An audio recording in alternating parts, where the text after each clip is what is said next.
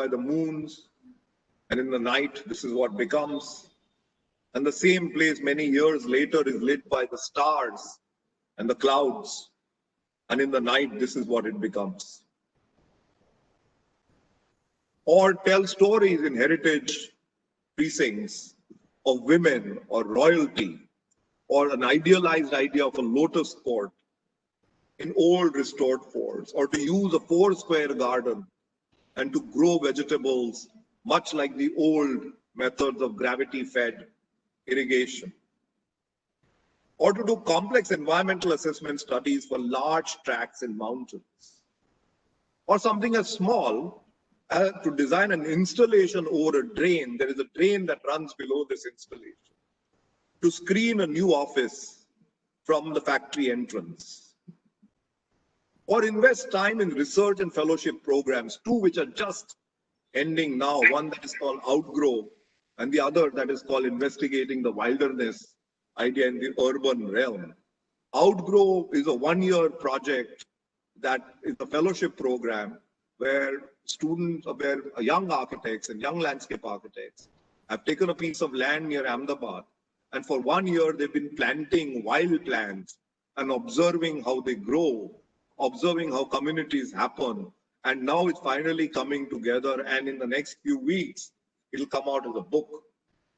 Or this, which is a study of the idea of how do you instill wilderness in our urbanity, and not from an ecological perspective, but wilderness from a spatial perspective. How does a designer imagine how wilderness can get created?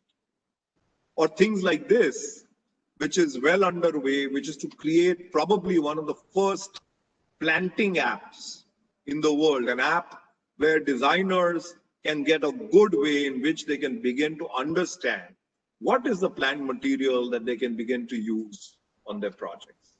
So this list is kind of endless. It can go on, but that's not really what I want to talk about today. A little more than a year back, we were invited to work on a project and we were all very excited about it. It was the largest land next to a scrubland, which had deer, and nearby there was a lake that had many migratory birds in winter. We were asked to imagine it as a weekend place for a family. Slowly, as we worked on it, we started enjoying the process. That even before the work really began, and the work had just started about a month back, and we spent about 1.5 years designing it, we decided to compile it as a design handbook, and that is what I'd like to share with you today, a little bit from it. So you can ask, who is it for? Well, firstly, it's for ourselves, a way of recording a process and learning from revisiting it from time to time. But it is also for students of architecture and landscape design, anybody involved with spatial disciplines. And by that I mean folks like you, but anyone who learns each day and thinks hard about what he and she learns. In making this compendium, so while making it, we wrote a few things by way of introduction. And I'd like to read this with you slowly, and I would request everybody to read it for a moment. So why process? So all designs have process. What differs in it is their aspiration. So there's nothing without a process. But what do you want out of it? What differs in it is this aspiration. At a very minimum, a process takes on as its parameters the task of responding to simple ideas of usable space, or cost, or constructability, or addressing local laws. Or it can add to it layers of the user's literal and then perhaps spiritual aspirations. But the processes that matter and are engaging treat all this as a bare minimum. This is the minimum. Then they add and hence examine ideas of life and culture. They strive to find ways of developing conversations that engage the individual, but at the same time, hope to engage with history and our changing notions of life.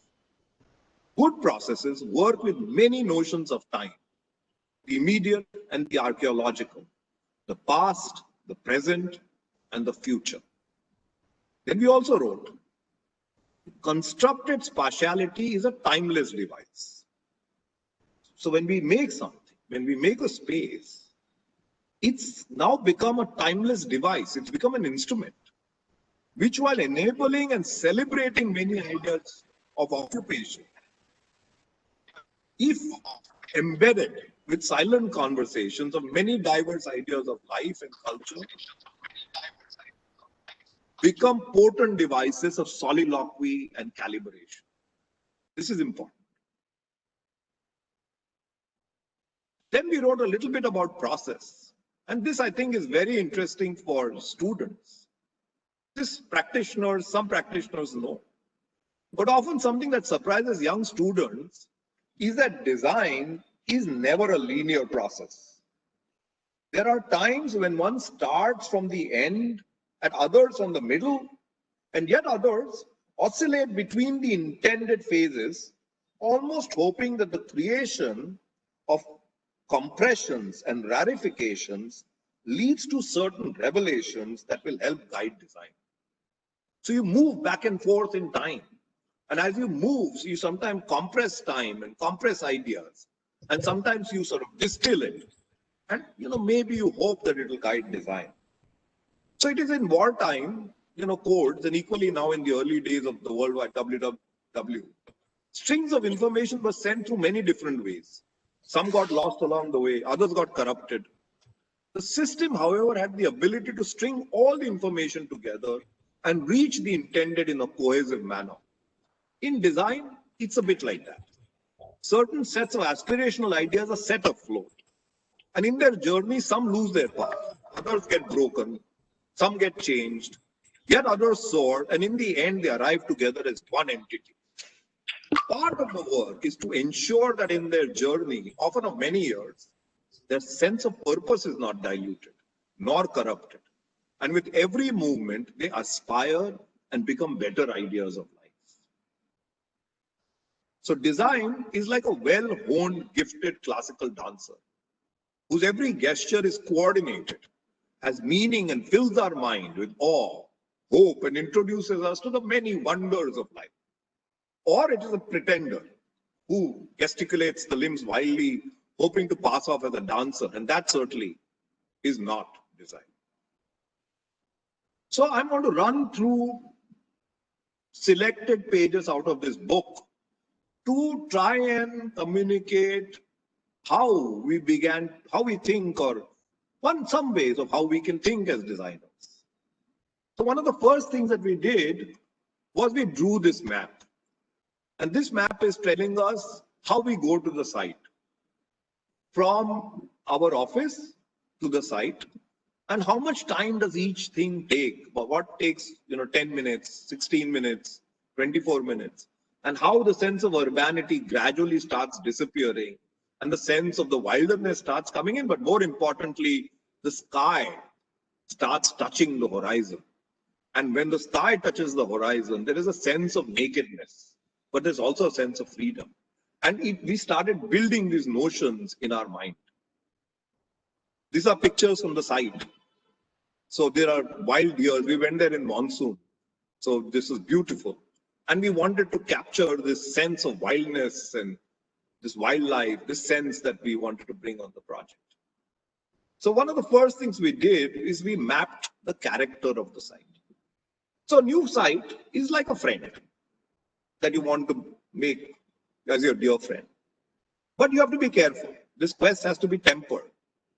If you are overtly active, it can be intrusive and cloak with myopia the nature of that site. So if you are very overbearing and you start, talking to that site very fast, then the chances are that the site will retreat. It will not talk to you as much. And you will believe that the site is somewhere else. So entering this kind of new relationship also requires a certain kind of exuberance and a certain anticipation. You also can't be tired. You can't be looking at something and saying, oh, I've seen this many times before. Tired eyes and closed minds help very little.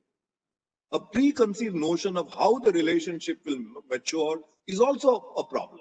If you say, oh, I've seen this site, I know what is going to happen. It's already fraught with problems because you're predicting. Each site requires a fresh way of approaching it. So these are some drawings that we made.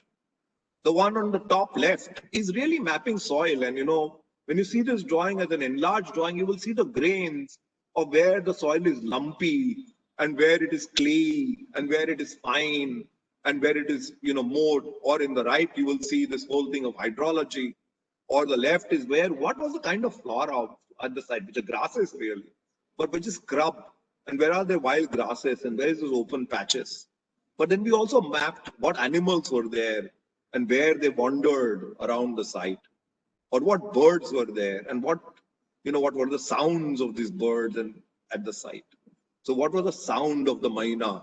What was the crackling? Where did we hear the crackling of leaves or the crackling of grass or insects? And we mapped all this. And it sort of made us understand and absorb the site a little bit. Then, in one of the first presentations that we did to the client, we drew paintings. We invoked emotions. And we laid bare our vulnerabilities and our meaning. So we told without any shame, unabashedly, what we thought this place should be. And we were okay. We might get rejected or accepted. But we wanted to tell it as much with love and passion as we could. But when you do something like that, it doesn't matter whether you get rejected or you get accepted. But the one thing that was assured when you do things like that is that post that the conversations are always sincere and honest. And in time, because the conversations are sincere and honest, the destination where you want to reach seems to crystallize and the journey starts becoming very joyous. So we drew things like this. We said, this is how we want the place to be. Or like this, amidst fields, with the horizon touching. Or like this, in the night, where we want to see the dark sky with birds flying through, lit by the moon. Then, once we had started doing these conversations with the client and the users, and we were in the same sort of space, many people in the office, not one person, but many people in the office, started drawing things. So they started imagining what this land will be. So we have to realize why. So our position in the world is always a very, very relative position. It's always changing. It's always dynamic. But to find a space to occupy needs agility. It needs deep absorption. How do I know how should I occupy something? If I'm too rushed in it, I might occupy it badly. If I'm too slow in it, I may never occupy it. So we need agility, but we also need deep absorption to imagine many kinds of occupations. And knowing that that place may still change. But even then, it needs something to start growing some roots, knowing even then that those roots might be displaced someday. So what happened was that many people in the office started drawing. So we were earlier asked to build 4 small houses and 1 public pavilion. So as you can see, which I'm not explaining, but different things of where the water was, where the villas were, where was the forest, where was the garden. We drew literally endless options. And then we kept on talking about it amongst ourselves, and slowly we started agreeing which is the way to go forward. We also started drawing many different kinds of architectural forms.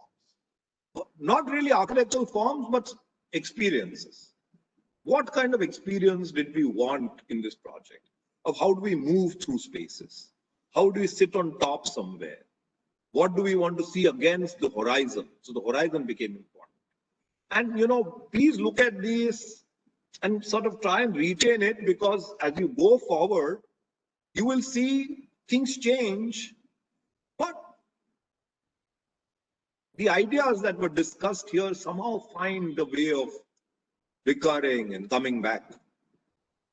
So the first scheme that we did, we imagined it like this, that the site was an ecological corridor. It had productive quadrants. It grew its own fruit. It had orchards. It had grasslands. It had a wetland of varying degrees. It had a clearing in the middle of the forest, the meandering walkways. And we imagined that the house was built in the center. So this is the site plan that we imagined. And the house, as you can see, was built in the center. So imagine this water. So some ideas, had started coming. And as we go forward, you'll see that some ideas stayed and some changed. And then we imagine the house almost like an old medieval sort of place where, the house was like this. It had many courtyards and there were many living spaces. But when we showed it to the client, they did not like it. They said, it's a good idea, but it will create too big a built footprint. And we don't want to create something that looks so much of a build. We want something that is lighter in its built content. So all this work helped us to think. It embedded some ideas, but something new had to be imagined. While doing this, we were also organizing the site. And we are trying to find the relationships in the site. So like anything, relations are like a tenuous web of threads. Some are strong, some are fragile, some are waiting to be expansive, and some are abstract mapping of possibilities. So, how do you start creating relations in the site? How does water relate to the build? How does the tree relate to the water? How does the grassland relate to something? And we started drawing ways of imagining this. So one of the sketches that we had done, where you can see in the center there was water and the 4 houses were around the water. But some ideas about, where would the grassland be and where would the forest be and where the clearance in the forest was. That started come up. And at the same time, we started examining the build. We were asked to build 4 houses and a public pavilion. So I'll go through this a little quickly. So one villa, many options of studying its relationship with water, the sense of the court and the movement within. And then many models of beginning to imagine its roof profiles, proportions of courtyards, the way spaces locked together.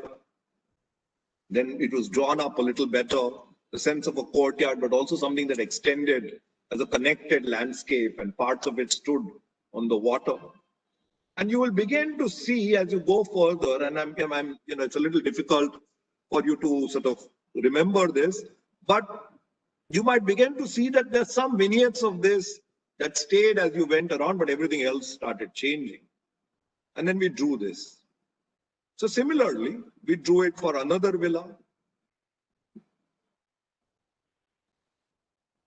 And, we drew that, we made models for it.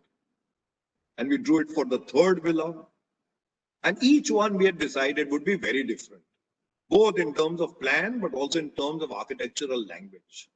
And we made many models for each one of them as we went further and kept drawing different ways in which these villas could be imagined. The fourth villa, it was a little jagged. It had spaces that were fractal, broken and connected. And again, many models for it and plans for it and sketches in its imagination. And then we had also to build the public pavilion. So we started doing a lot of work on the public pavilion. We first drew a plan where we imagined it, of course, sitting on the lake, but almost like a colonnade spaces with gardens wrapped around it. And we made many models to study its roof and possibilities. Then we also did 3Ds. And as we went further and models, we started now locating this on a model. So you can see that there's a model, and then you can see the 4 villas and the public pavilion on one side. But when we started presenting it, the client started realizing that maybe perhaps building 4 villas was too much. And he suggested that maybe we should just build 2 villas and increase a bedroom. So again, the program changed. And this is what happens. You start working, you also begin to understand what the project is going to be. And so from 4 villas, it got converted into 2 villas. But now we had got a fairly good grip of what was going to happen. So as you can see, we started sketching where the 2 villas would be, where the public pavilion would be. And in the middle sketch, you will notice the beginning of a landscape order. You can see 3 squares on top and 3 circles below. And we started working with this duality of wilderness and geometry, where, the hand of man and the hand of nature sort of interplay continuously in the space. And then we went back to the design of the 2 villas now that we had to do with an additional bedroom. And we again drew plans, elevations and sketches. So as you can see, a lot of work happens only with sketches, models. A very little work happens on computers. It's all hand done, it's all tested. Sort of imagine how there will be some idea of surfaces and materiality, and of course models. And slowly, the plan started getting crystallized. So this is more or less the final plan and the final models for one of the villas. So it really had a garden court in the center, the bedrooms on the side, the living spaces that looked at the lake. And a new language. For us, it's also important to continue to say, how do we develop a new language of design, a new vocabulary? How do we build things like we've never built them before? We don't want to build it like the last time we built it. We want to build it like something different. And then the other villa. And here we started working with the thickness and the thinness of walls. And as you can see on the left, how those walls started getting modulated and a certain fluidity that we were looking for in the plan. We're also looking at color palettes and seeing how these volumes would begin to work. And the plan slowly started getting formed, and along with it, models. And then the final plan fell into place, and along with it, its final models.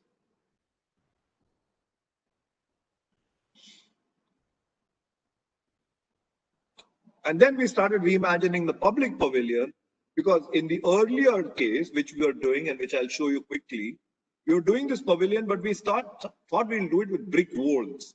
So we did a lot of work. I mean, we imagined the walls in different proportions. We drew up all the proportions. We made models for all of it. We sort of, imagined it a little better. But at some point we gave up because we found that to do structural design for something like this, at least in India, is still outside the codes. So you can do it, but it's not approved by the codes. And so we didn't want to take this risk.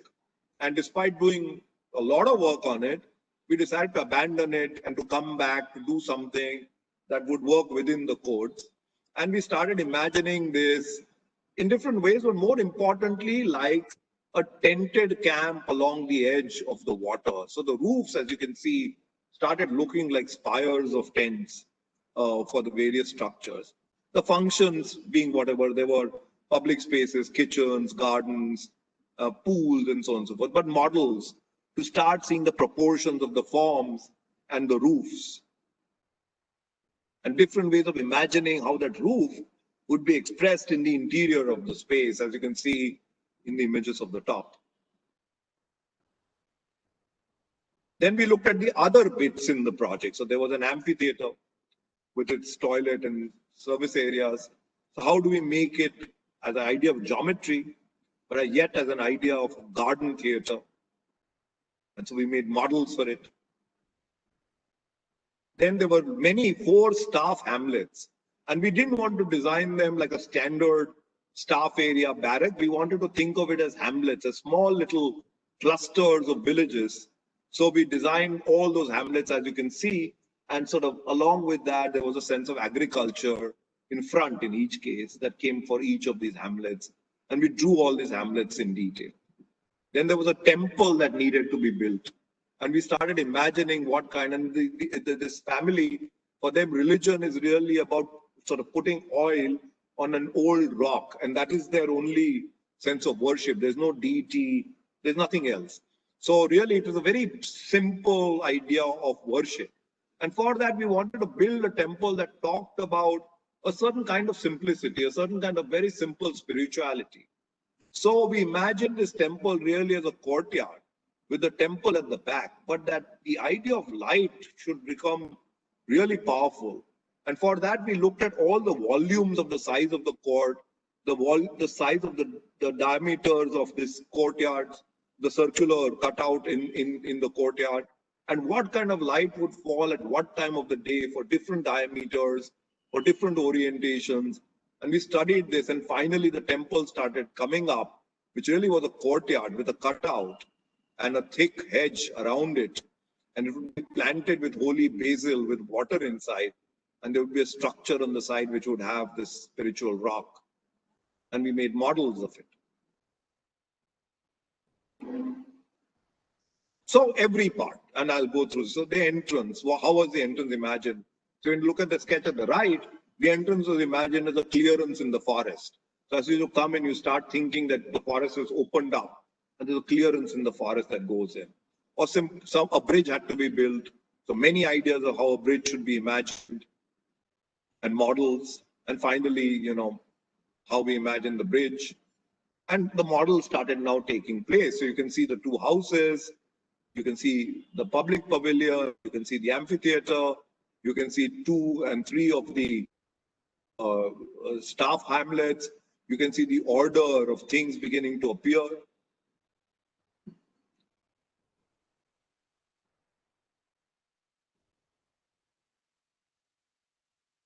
Then while we were doing this, we started then drawing the texture and the character and the mood of the landscape.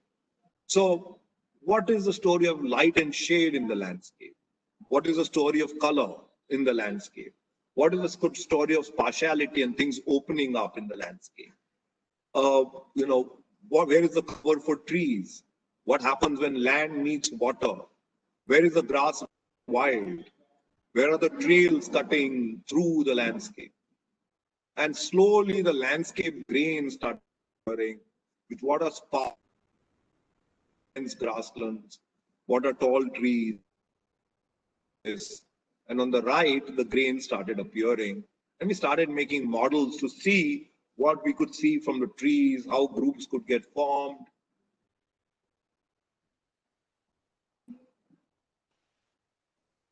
And so finally the plan got done. And as you can see in this plan, and you can begin to get a sense of the way things are, you enter from somewhere here where number 1, you drive through, you come to this court, which has got sculpture, and then that's the amphitheater, and that's a dry garden. These are productive quadrants with fruit trees and agriculture. There's an open Maidan. There are lots of fruit trees in this area. This is one villa. This is the other villa. This is a wetland and a lake that gets created. This is a public pavilion that sits at the edge of the lake with its own attendant gardens. And of course, the various staff hamlets are at various locations. And the temple sits on this little spur of land. So something that you will cross every day or every time you come to this place. And I'll just finish this now by showing you some early sort of 3D visualizations of how this place is likely to look. So that's the sort of composition of the space. In and goes a bridge.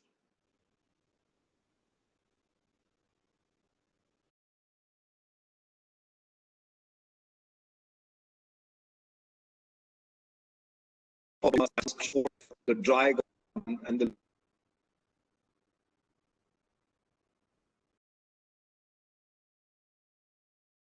you would drive through the space.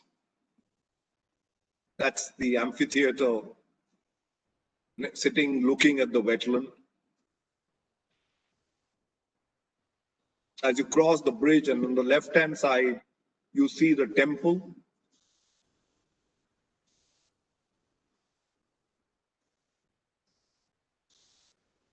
And as you walk in the temple, you can see the roof drooping down, almost like it is in fabric. So the roof sort of comes down and brings in the light. And it's a raw, bare earth with basil that is planted and it's surrounded by a hedge. And that's the public pavilion with these roofs that look like tent spires.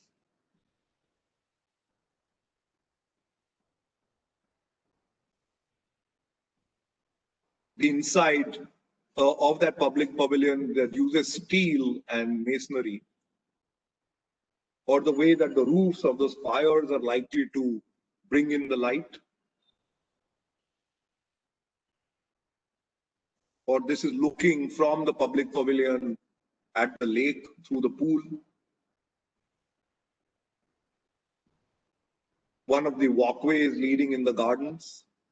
This is the entrance to one of the villas. And as you can see, the language of architecture is very different for each building. The materials are different, just the syntax of the language is very different. The court of that one villa.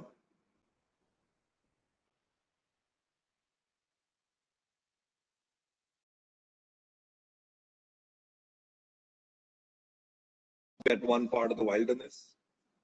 This is the same villa towards the lake. This is the other villa and the entrance walls and the walkways of the other villa. Kind of spaces that it has and how it will look from the lake. So in the front you can see the public pavilion. On the left hand side are the 2 bedrooms.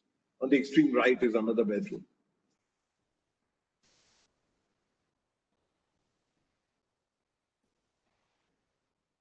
And so that's how all of it comes together.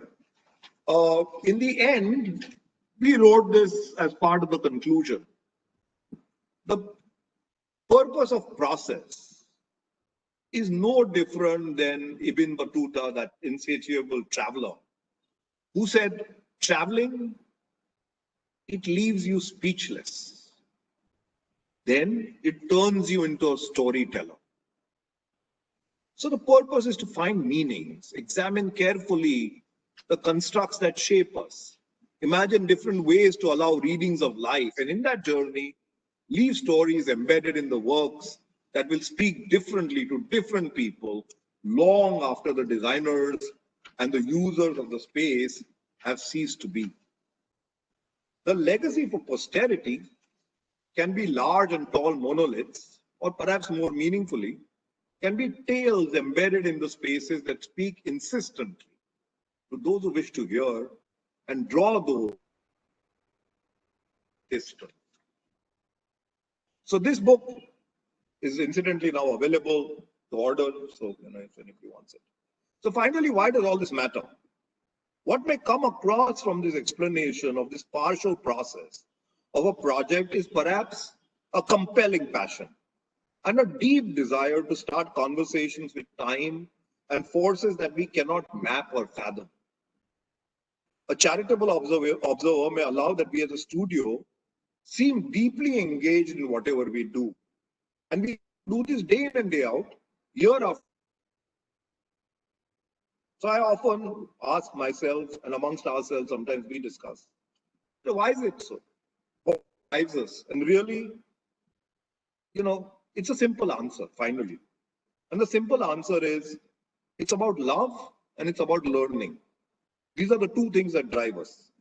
A love for our discipline and a desire to learn each day. The rest really is a byproduct. The projects we do, the happy clients, the accolades, the money you earn, it's all just a byproduct of these 2 emotions, love and learning. Sometimes people say that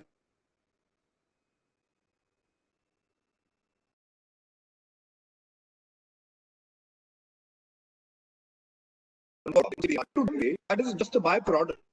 If you don't love, you won't be able to do much. Or what you do may not matter too much.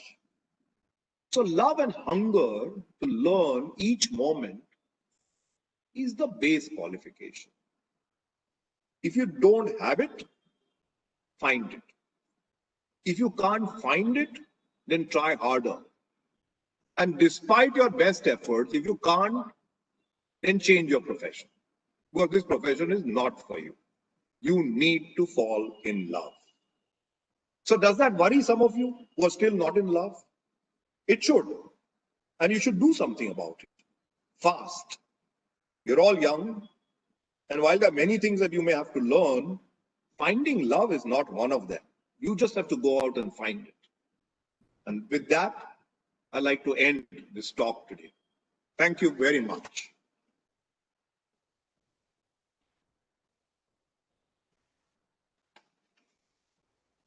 Thank you so much, sir. This is what true inspiration can hear and look like. This session was tranquil, mighty, and a very rational experience as a whole. The perfect finale to the series, I must humbly proclaim. The number of participants have also not dropped out. Thank you so much, sir, once again for the lovely and wonderful session. We will now move on to the question and answer session. I request the participants to post the questions in the chat box. We have already got a few questions, sir.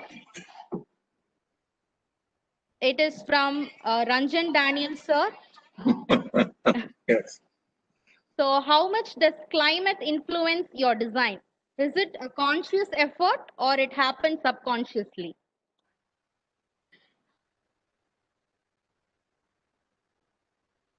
So I think, what we've not shown, at least in this process,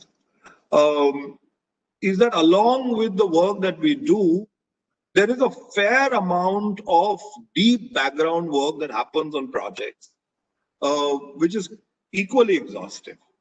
So this work, it could be, for example, understanding watersheds or micro catchment areas. It could be about really, in each project, developing the plant material inventory. So in this project, for example, there's somebody in the office who worked almost for about 2-3 months developing a completely new plant material inventory of wild plants or indigenous flora, which we don't normally use in a lot of projects, also because it's difficult to get. So I think that, as Ranjan knows as well as I do, you can get away in architecture by not being empathetic to climate. You can build something. But in landscape, I don't think it's possible, because if you're not empathetic to landscape or climate, it won't survive. About buildings, when we do buildings, we are conscious, but it's a trade-off at times. So sometimes we will ask ourselves, what is important? So I mean, there's a house that we've built, and Ranjan has seen it, and a lot of you have seen it. It's this bridge house in Baroda, and it's got this massive glass facade that looks at the west. And of course, we know that it looks at the west, and of course, we know that it's not a good idea, and of course, we know that it's going to heat up. But there's also the pleasure of looking at the horizon. There's also the pleasure of looking at this large expanse of landscape sitting inside a comfortable space. Now, so I think, choose the responsibility that we want to exercise, depending on the project. I would not say that in the classical manner, we will always do what.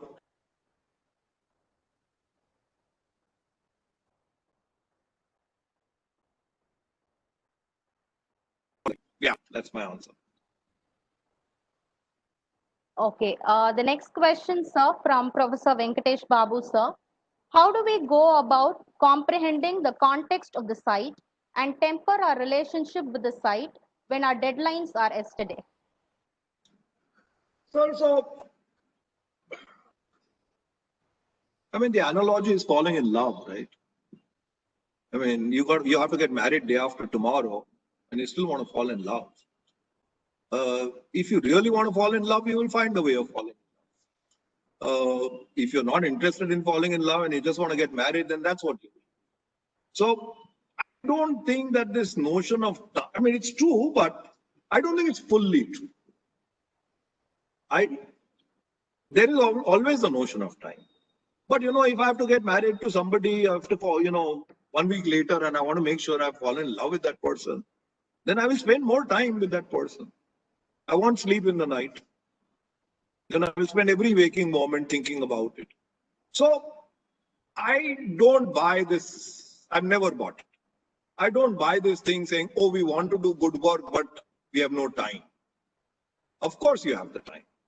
And once you start making the habit of thinking like that, you'll be surprised how clients also take a little step back and allow you that little time. Because they start realizing that what you're doing is not conventional. It's not the way that other people do things. And that there's an absorption that is almost meditative. And clients will say, okay, fine, we understand, take a little extra time, but do it quickly, or whatever it is that they will say. But I have in 30, 40 or whatever, 30 years that I've been working now since 1986, 30 plus years, I honestly don't know a single situation where I will say that I was not allowed to ideate or not allowed to think because of time. If I didn't do it, it was out of my laziness. If I didn't do it, it was out of my carelessness. It was not because of the time that was given. So you just have to fall in love, I guess. That's all. Yeah. The next question from Richa. Does art inspire landscapes or landscape inspires art? Or is this interface a process? I think, the way life is, we have so many different things. We have art and we have music and we have literature and we have culture and history and politics and anthropology and the natural sciences and the movies, the dance and our friends. While we think of it as different things, the fact is they're all interconnected. And they all are. And I don't think it is possible, or I don't think it's even advisable, to think of the ways in which you get influenced in extremely clinical ways. It is a coagulant of things in your mind. And that coagulant has got many things that go on. So when you look at something, you look at it very carefully. But once you've absorbed it, you don't decide which shelf you put it in, and you don't decide when to pull it out. If you've looked at something carefully and if you've thought of something deeply, then at the right time, you will reach for that book because you know what that book was all about. So I don't think it is this binary of landscape influencing art. I think you have to think of this whole binary as a singular binary. That art, landscape, architecture, life, people, ecology, it's all one story. And it's that we serve. It's that we try and create. There are distinctions. At least that's the way I think increasingly. 15 years back, maybe I would have said one or the other. 20 years back. But now, not anymore. I think you have to think of it as one singularity. And in that singularity, many things are happening. And you have to decide how it influences your mind. Hi, Richa, how are you? I know you're on mute, but yes.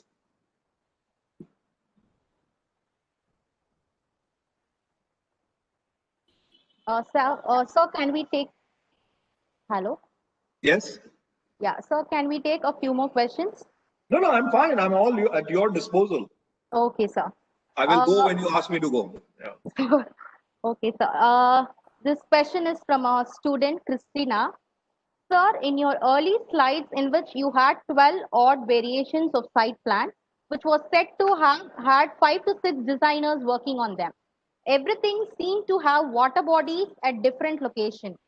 Right. Did the location of each of the water bodies have different justification? So, when we started sketching this, we were influenced by the fact that there is a nice wetland. And, as I said in the beginning, this site sits on the migratory path of migratory birds that go to Thol. So those are in Ahmedabad or from Ahmedabad. Know that Ahmedabad has got two major wetlands. One is the Nal Sarovar and the other is the Thol. A lot of migratory birds that come in from Siberia and Russia in the winters.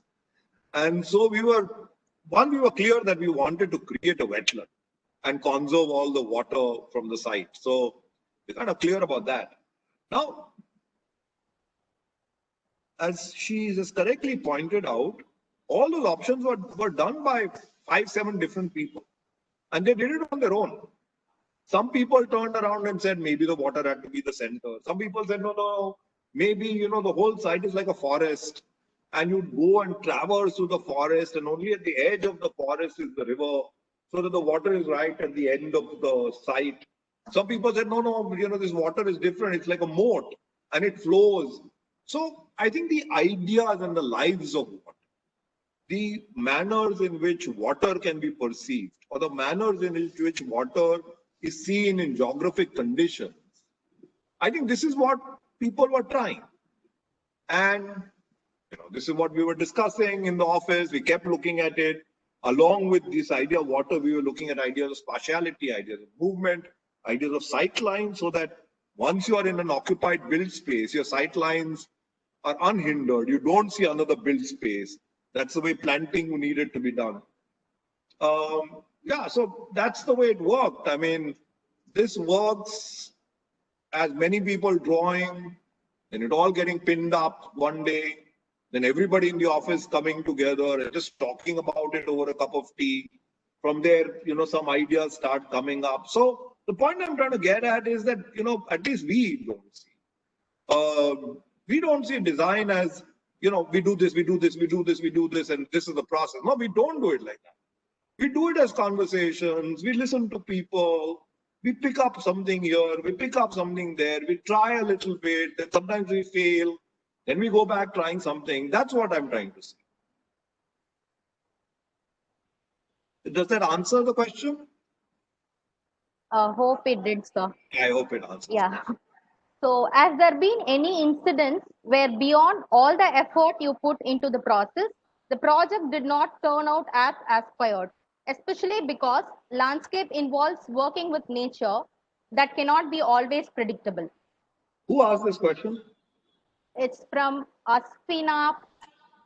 I don't know. The name sounds a little Okay. tricky. No, Aspina, yeah. It's something that I've talked about publicly sometimes. So this is what happened to me, right? In 1980s, I started doing work, and I thought I was damn smart, right? I mean, there was an architect in town who liked me, and he used to do a lot of real estate work. And so whatever real estate work, and in those days, Ahmedabad did a lot of plotted bungalow developments. So not only would he ask me to do the landscape of that entire bungalow scheme, but because he was very social and he knew people, and he would introduce me to people, a lot of clients who had bought bungalows would also ask me to do their landscape separate from the scheme.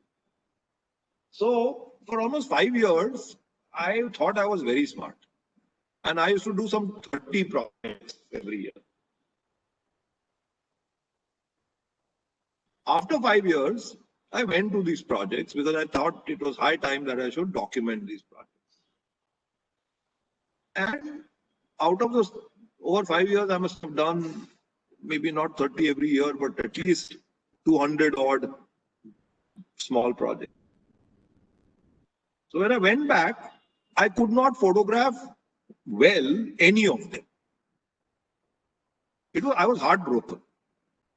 And I realized that, with landscape, it's not just finishing the project. I mean, once you do a project, you have to be married to the project for the rest of your life. So I also, at that point, I was childish. At that point, I thought that, what is the big deal? This is happening because they are small projects and these housewives and house owners don't know, etc., etc. And luckily for us, there was a big industrial zone that was opening up here in Gujarat near Surat, in Hazira. And so we ended up getting a lot of this industrial work, large, 500 acres and 1,000 acres. So I said, now it's not a problem because, in industry, nobody will go and spoil it. They'll take care of it. And so, went on and did this projects for 4 or 5 years and found out that the moment the industry needed to expand or do something, the first thing that they did was dug out the gardens. So I've spent 10 years of my life seeing the work that I've done being destroyed or dug out.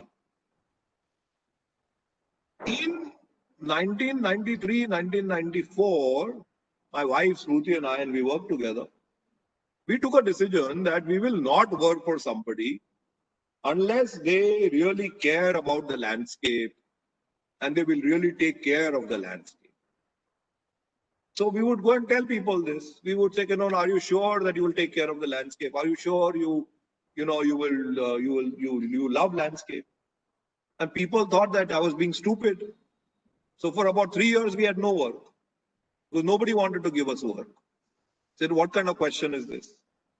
But slowly, I think after 12 years, we managed to do projects and managed to convince clients to keep us involved.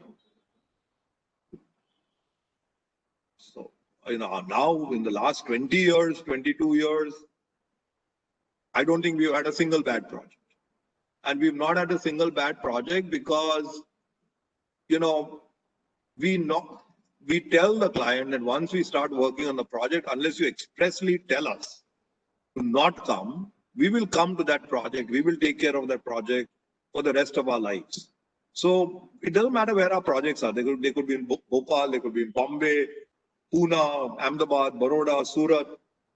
Wherever the clients are open and allow us, we are in touch with those sites. We are in touch with the people who take care of those gardens, the gardeners, the contractors. They ask questions. But that's the way landscape has to be in India. If you really want your landscapes to be taken care of, you have to be willing to be married to them for the rest of your life, because the great projects that you do, you will only see them realized, or they will come to their mature state only 7, 8, 9 years later. And unless you hold their hand, it's a problem. Yeah. 30 plus years of a practice. How many dreams remain frozen on paper? How many manifest into reality, either partially or in totality? Well, we've been lucky. So, I think we've been lucky because also we've been very pragmatic and we've been very professional in how we approach work. So we don't do speculative work. We don't do competitions. We don't do work where the client comes and says, please show us a scheme and then we will decide. So we only do work that we know will see the light of the day. So I think, well, it's the truth, and it doesn't sound like the truth, but it's the truth. I think 99.9% or 99.5% of everything that we take on gets built. If the 1 or 2 or 3 things over the years have not got built, they've usually been because of land issues or financial issues, not because the client didn't want to do it or not because we didn't want to do it. So I think we are lucky to just about everything gets realized, I guess. I know it's rare, but it's also about being practical and not going crazy, I think. It's not being too speculative.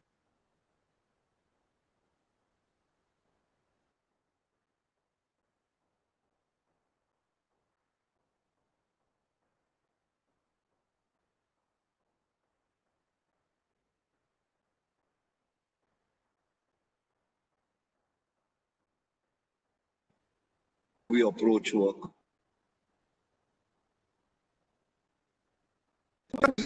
Yeah, sir. One personal question. Oh, sorry.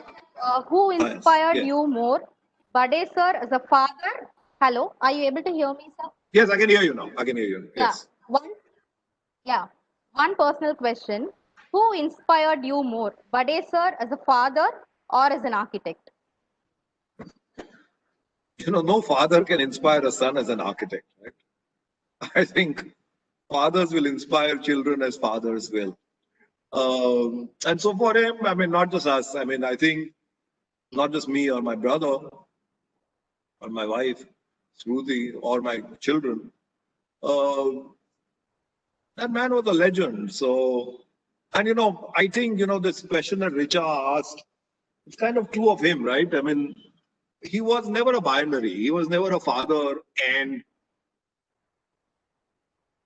differently a landscape architect. He was him. And you couldn't make out which part of him was what.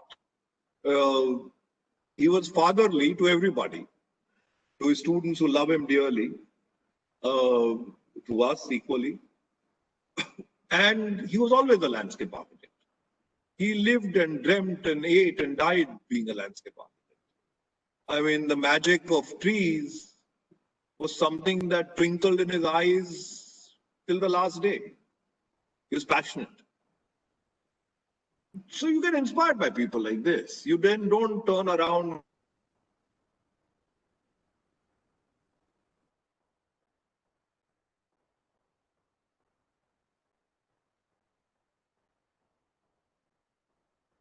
inspired me. You just get inspired by people like this because you look at, they've really found a way of living life. They've really found a way.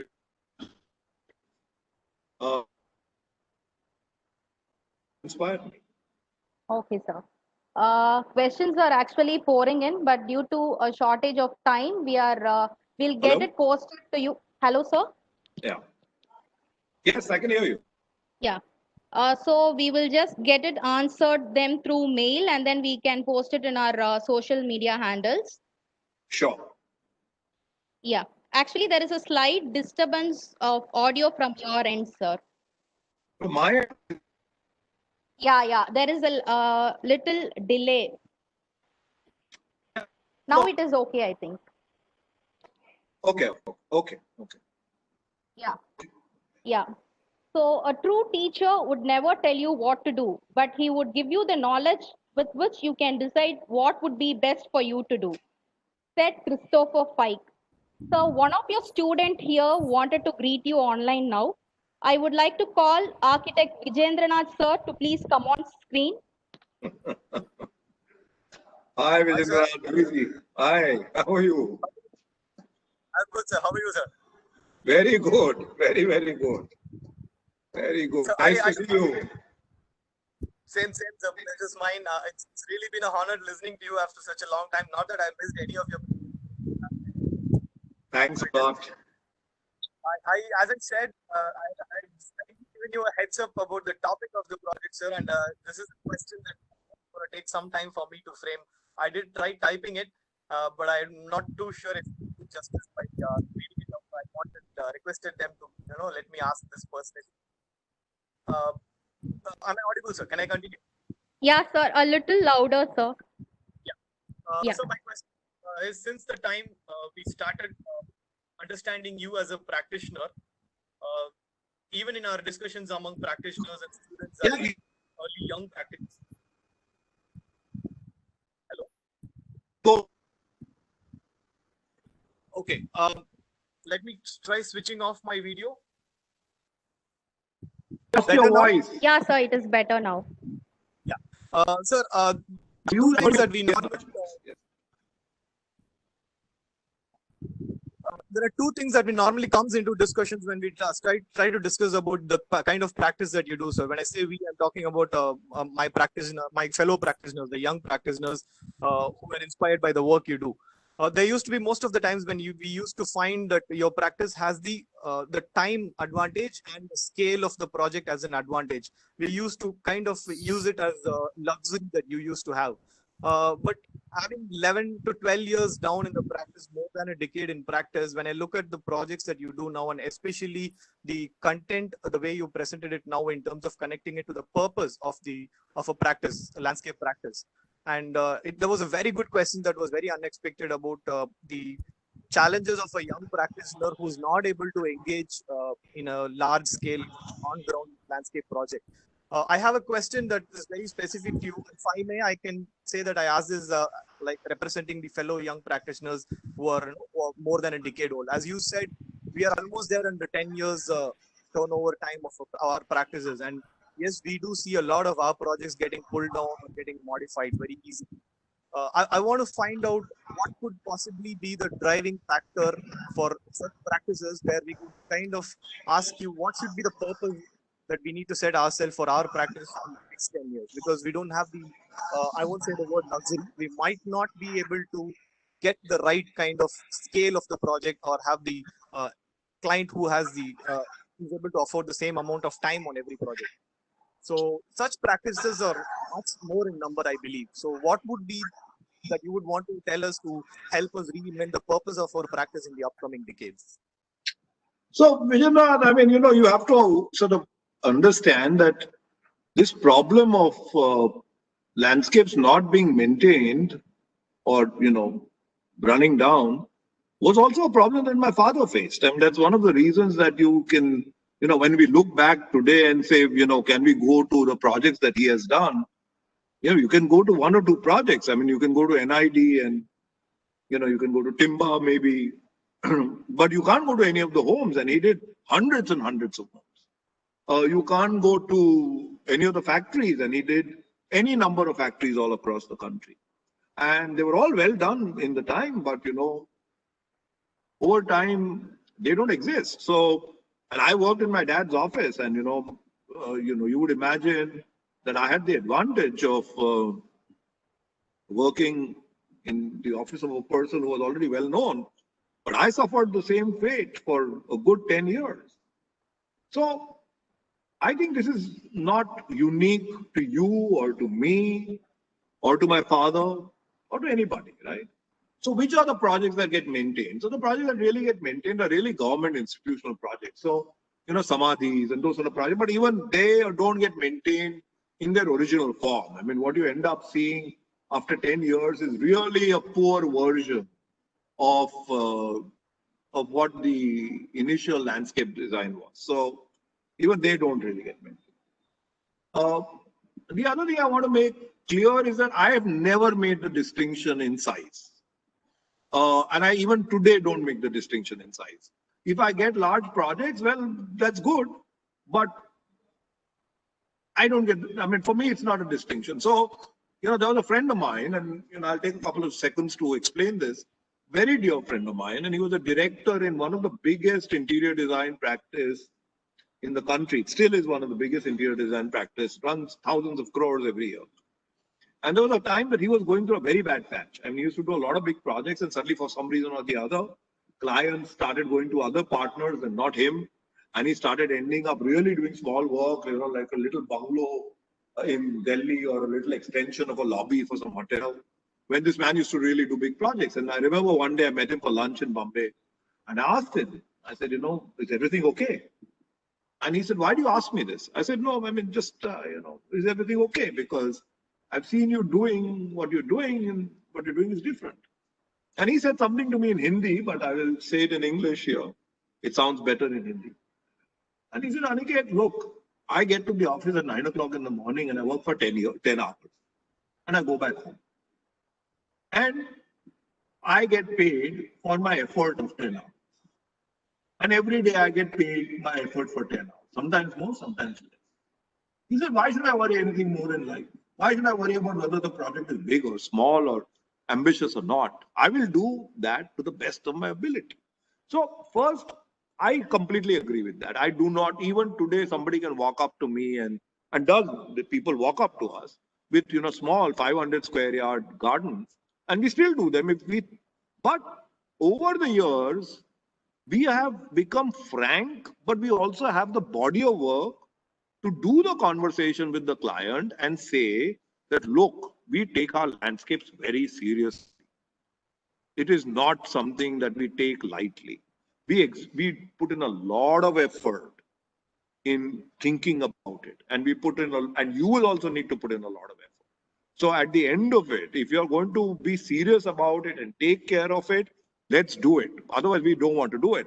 Now, it took me 10 years of being rejected, or 2 years of not getting any work to get the strength to finally say it. And I think all of us will have to find that strength. I mean, there is no other way.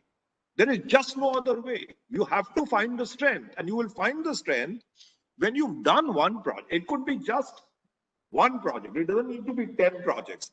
You've done one project which you can show the client and say, look, this is something I did 10 years back. This is something I did 7 years back. And because this man is taking care of it, or because I am going there regularly, you look at the result. Now, this is the kind of work we want to do. And people will listen. Why won't they listen? And those who don't listen, you don't work for them. You must have the courage to do that too. The problem is that we don't take ourselves as seriously as we should. That is the real problem. Does that help, Vijendra? So thank you so much. Yeah, okay. And to be frank, sir, I remember a very similar questions was asked to you when you tried to do a project here for a leading TVS group, if I remember. And these Yes. are this is why you had rejected to work with them on a competition project. And I'm glad you are still standing by what you taught us even now. So this kind of gives me a very clear picture of how to go around for the next 10 years. As I said, purpose. I was very keen on that part, and thanks for imparting. Thank you, Vijay. Thank you. Thank you so much, sir. That was Thank you. personally a magical moment for me, I would say, because my inspirational person talking to his most inspirational one. So thank you for that, Vijendranath sir and Aniket sir. Yeah, by this we come to the end of the question and answer session. I now request our convener, hashtag 2020, Architect Lokesh Madhivanan sir, Vice Principal SRMC, to give the closing remarks. Yes, sir. Sir, it was a great pleasure to have you here, sir. Once we announced your poster and the launch of yours, everybody of my friends, of my seniors, all the architects, even who spoke to you before, he also my senior, college senior, everybody were rushing to your presentation. This session is houseful because of you. We were very much enjoyed your session. The mother earth, nature, how you are respect, that shows it, sir. And very few architects has this quality that to do justice what they are doing, that you are one of them, sir. We respect and honor you from Seed family, sir. And this presentation is an eye opener, and we learn lots in landscape architecture. I am sure our students learned a lot, and all the participants were happy to see your presentation, sir. Thanking for this wonderful moment, sir. Thanking you, sir, from wholeheartedly. And I'm thanking my management and our chairman, co-chairman, and director, and Dean ENT and Dean GTR supporting us to make sure that this first of its kind virtual hashtag and 2020 30 of eminent architects was and the leading architects like you, they gave presentations, sir. We are happy to share that moment, sir. We SRMC, thank you, sir. Thank you very much. Thank you very, very much. Thank you. Thank you, sir. I now request our co-convener, hashtag 2020, Professor M. Ashok Kumar, sir, Head of the Department Seat, to add to the closing note. Yes, I am audible. Yeah. Yes, sir. Yes. Good afternoon, one and all present here. This is a very great pleasure to listen to you, sir. We are very much blessed to have you today's session. The topic, the process, project, and the purpose. Really, the wonderful novel we have listened to today. So it is very great feeling we have today. Of course, in this moment, I would like to remember the great Professor Prabhakar Bhagwatji. We all worship him a lot in this session. So we all, as a landscape architect, and not only landscape architect, all the architect fraternity will definitely love him for his knowledge and share to each and one of us in the Society of Landscape Architects, and the contribution of him is endless to us, to the fraternity of landscape architects. And also he is the founder for the ISOLA, who is created, and of course we will all remember, we all worship him forever. And also for our students, I would like to say, ISOLA has been named the NASA trophy on about after him, Prabhar Bhagwat Landscape Trophy in NASA competitions. So I would like to, yes, Oh, I would wow. like to say that. Oh, Yes. thank you very It has much. been- I didn't know this. Yes, sir. It has been conducted last 2 years. We are last year we have conducted Bhagwat. Lot of 180 participants have participated, and all in UG level itself, and a lot of awareness has been created in landscape architecture in all India in NASA itself. Yeah, that's Thank you very much. I didn't know this. Thank you. Yeah, that was a great news to you to share. Yes. And of course, you are continuing the good path of is novel this thing, and we are really your contribution. You are conveying and continuing the carrying the visions of Bhagwat Ji. It's really wonderful to have you today. And as you are explaining the process of architecture landscape with your projects, your explanation is for the purpose is definitely it's great to listen. It is like a epic hymn as you are enchanting the words with the captions and things like that. It is really wonderful to listen to you today. I hope all the participants, different parts of the world and from India, all the architects and all the landscape architects will definitely watch this. Really wonderful to have you. Of course, the question answer session also really you speak from your heart, and you are given a very great direction for the purpose of being an architect and being a landscape architect. Really wonderful to have you today. On behalf of SRM Seed Ramapuram faculties and students, we thank you, sir, for your valuable time, expertise, and experience shared with us today on this virtual mode of symposium #2020. Our heartfelt thanks to our SRM Ramapuram management, director, dean for giving us the support, encouragement to conduct these online webinars. And we thank our coordinators, moderators, students who are all involved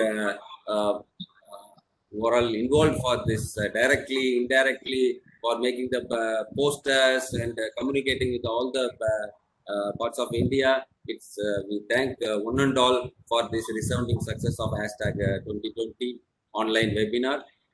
Of course, we thank our participants, architects, students, parents, landscape architects. Today is the maximum participant we achieved today, and we thank their continuous support and participation for our SRM Seed #2020.